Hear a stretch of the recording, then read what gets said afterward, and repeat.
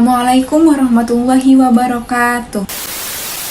Yang terhormat dosen pengampu mata kuliah Bahasa dan Sastra Indonesia, yaitu Bapak Dr. Dindin Ridwanuddin MPD, dan selaku teman-temanku yang berbahagia. Di sini kami dari kelompok 3 mata kuliah Bahasa dan Sastra Indonesia akan memaparkan materi yang berjudul Kalimat Sapaan. Sebelum kami memulai memaparkan materinya, izinkan saya sebagai moderator dan rekan-rekan saya untuk memperkenalkan diri terlebih dahulu. Nama Aziatul Rofa dengan NIM 011. Saya Syahnas Amalia Rizka, NIM 029. Perkenalkan, nama saya Muhammad Hanan Ikromi dengan NIM 072. Menurut Kamus Besar Bahasa Indonesia, kalimat merupakan kesatuan ujar yang mengungkapkan konsep pikiran dan perasaan. Sedangkan sapaan menurut Kristal 1991 yaitu sebuah cara mengacu seseorang dalam interaksi lingual yang dilaksanakan secara langsung.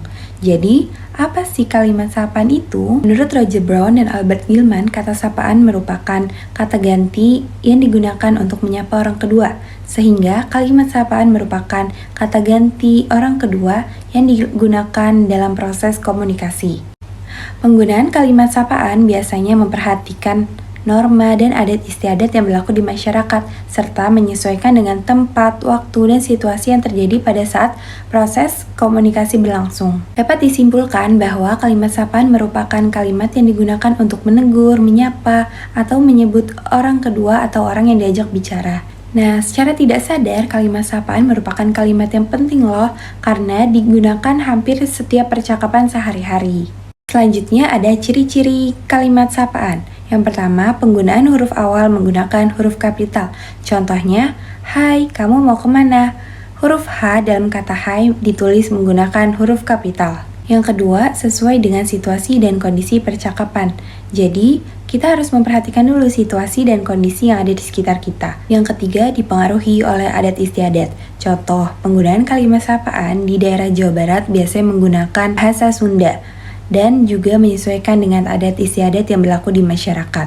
Dan yang keempat, pemilihan bentuk kata sapaan dipengaruhi oleh status. Untuk status yang lebih tinggi dari kita atau untuk orang yang lebih tua dari kita, itu biasanya menggunakan dengan kata Pak, Bu, agar terlihat lebih sopan. Selanjutnya ada kaidah kalimat sapaan. Nah, yang pertama ini huruf awal kata sapaan ditulis dengan huruf kapital. Contoh, Yah, kami berangkat sekolah. Huruf Y dalam kata Yah ditulis dengan menggunakan huruf kapital. Yang kedua, apabila diikuti dengan nama diri, sapaan dapat ditulis singkat atau ditulis dengan lengkap. Contoh, silakan menikmati hidangan ini, Bu Siti. Yang ketiga, bentuk sapaan singkat dapat dipakai jika tidak disertai nama diri. Contoh, Kak, sebaiknya kita lewat jalan itu. Dan yang keempat, kata sapaan ditulis dengan diikuti atau diawali tanda koma. Contoh, Bu, kapan kita menengok nenek? Pada contoh tersebut, tanda koma ditaruh setelah kata Bu. Oke, materi selanjutnya ada contoh kalimat sapaan.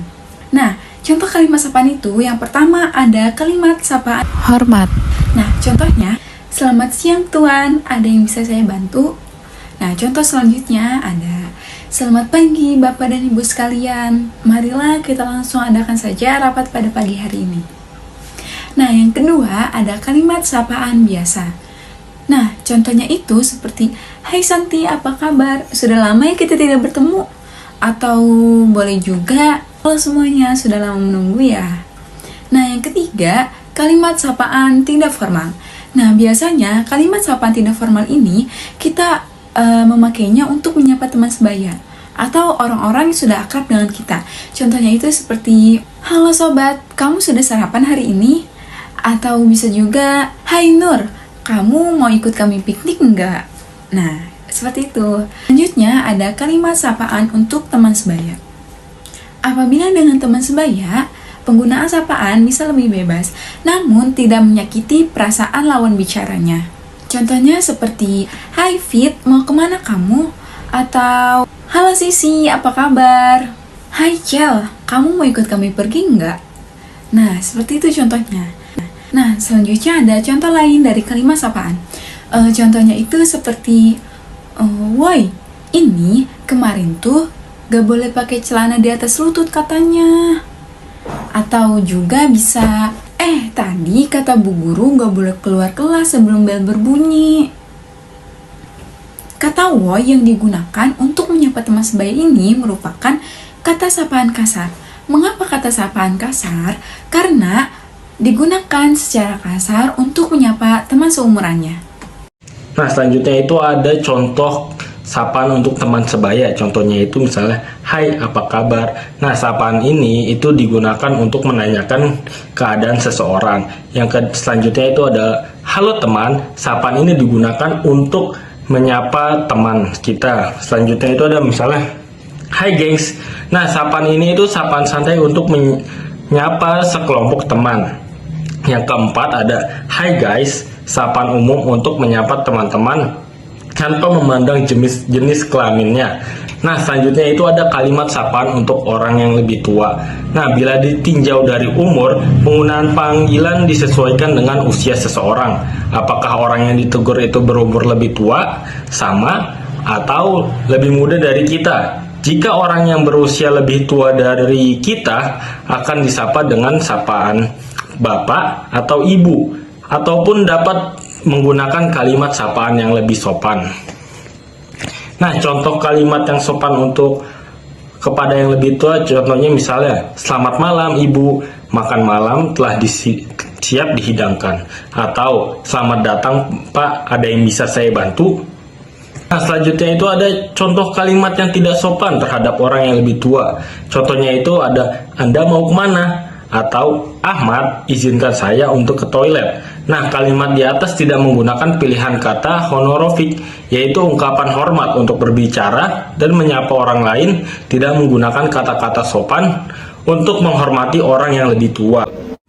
Kurang lebihnya kami mohon maaf apabila banyak kesalahan dan kekurangan dari penyampaian materinya. Akhir kata, wassalamualaikum warahmatullahi wabarakatuh. Terima kasih.